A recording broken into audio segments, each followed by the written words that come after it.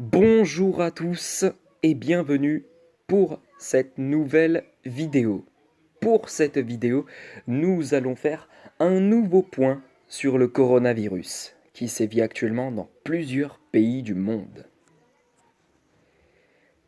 Il y a quelques jours, le Centre chinois de contrôle et de prévention des maladies a publié une étude basée sur les profils de toutes les personnes contaminées au 11 février, soit un échantillon de 72 314 personnes.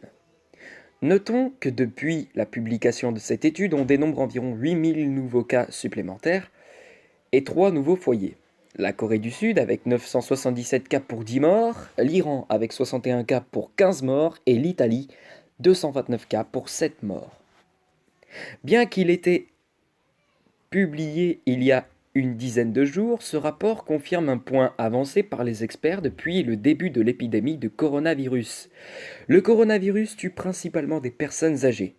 Les 3 quarts des victimes, en rouge sur l'infographie sur votre écran, ont en effet plus de 60 ans.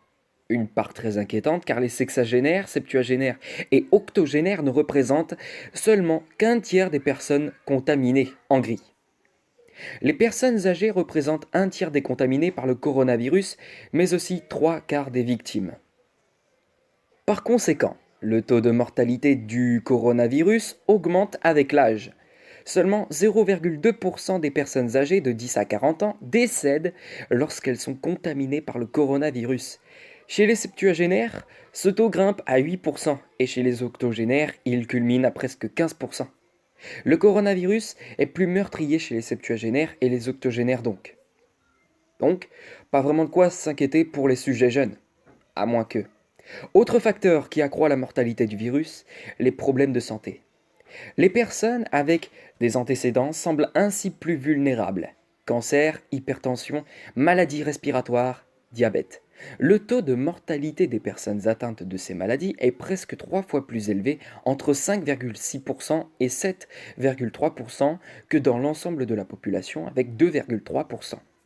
Ce sont cependant les personnes atteintes de maladies cardiovasculaires qui courent le plus de risques avec un taux de mortalité de plus de 10%. Les récents développements de la maladie pourraient cependant nuancer ces chiffres qui datent d'avant la forte hausse du nombre de cas à l'étranger.